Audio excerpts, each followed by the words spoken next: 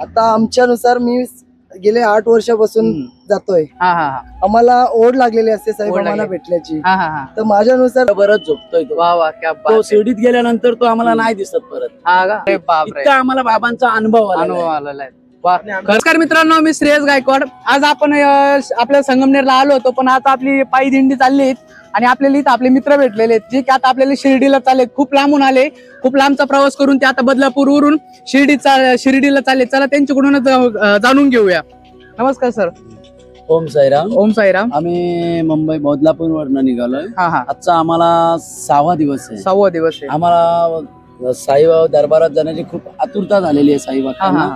पण त्याच्यात टेन्शन असं आहे का आता राहिले उरले आमचे 5 दिवस कसे गेले ते आम्हाला कळले नाही। आता उरले ते फक्त 2 दिवस। त्या 2 दिवसामध्ये आम्हाला आमच्या 7 दिवसाचा प्रवास इथे 7 दिवसानंतर थांबणार आहे, त्याचा आम्हाला खूप टेन्शन आहे। पण आता ते साई दरबारात जाऊन आम्ही बाबांना सांगू, बघा सर्व साई भक्तांना सुखरूप।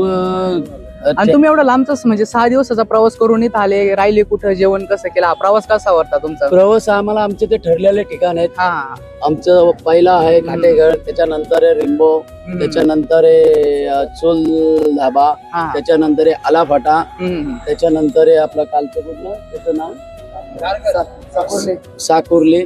आता आमचं इथे आणि एक म्हणजे आम्ही ऑब्झर्व करतोय की आता सध्याची जी म्हणजे जी तरुण पिढी राहते ती आपली सोशल मीडियाच्या मार्गाला लागलेली आहे। आज आपण एवढे भाविक भक्त बघताय, तर मग तुम्हाला कसं वाटतं, तुमच्या मनात कसा विचार आला की अरे आपण खरंच आपण देवधर्माच्या साईडला गेलं पाहिजे किंवा हे केलं पाहिजे? तुम्ही एक म्हणजे आनंद उत्सव म्हणून जाताय की खरंच भक्तिभावाने जाताय तुम्ही? आता आमच्यानुसार मी गेले 8 वर्षापासून जातोय। आम्हाला ओढ लागलेली असते साईबाबांना भेटल्याची। तर माझ्यानुसार तर मी भक्तीसाठी जातो। भक्तीसाठी जातात। दादा तुम्ही कशासाठी? खरोखर भक्तीसाठी जातो।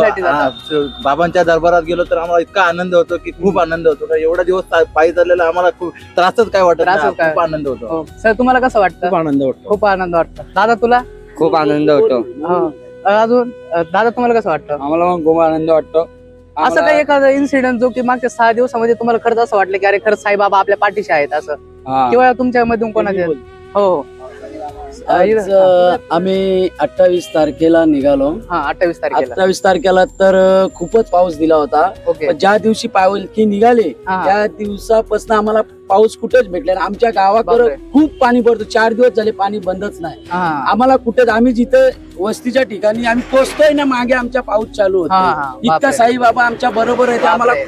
आम्हाला असा अनुभव आला का डायरेक्ट आता कधी कधी ते पाऊस पुढे चालू आहे पण आम्हाला त्या ठिकाणावर पोहोचायच्या आधीच तो पाऊस बंद होतो। इतका आम्हाला बाबांचा अनुभव आलेला आहे। खंडोबा आमच्या बरोबर सोबतच असतो असा। खंडोबा इकडे, खंडोबा ते बघा तिकडं, तो आमच्या बरोबर आहे। आमच्या बरोबरच चालतो, आमच्या बरोबरच झोपतोय तो। वा वा क्या बात। तो शिर्डीत गेल्यानंतर तो आम्हाला नाही दिसत परत। वा, म्हणजे यांच्या पाठीशी साईबाबा प्रत्यक्षात त्यांच्या सोबत उभे। आणि खरंच आता जे आपण जी बघतो की सोशल मीडियाच्या मागे लागलेली, पण आताची ही जर बघितलं की खरंच नाण्याला 2 बाजू असतात। सध्याची जरी दुसरी बाजू बघितली तर लोक पण चांगले भक्तिभावाने, आपला भारत देश खरंच चांगला सुसंस्कृत आणि प्रगतशील देश आहेत। धन्यवाद। तुम्हाला आपला हा व्हिडिओ कसा वाटला कमेंट करून नक्की कळवा। एक स्वतः संदेश काय देणार आपल्यासाठी? ओम साईराम। पुढील वाटचालीस तुम्हाला खूप साऱ्या शुभेच्छा। आमच्या तर्फे पण बाबांच्या पाया पडा आणि चांगला आनंदित राहा। धन्यवाद। धन्यवाद।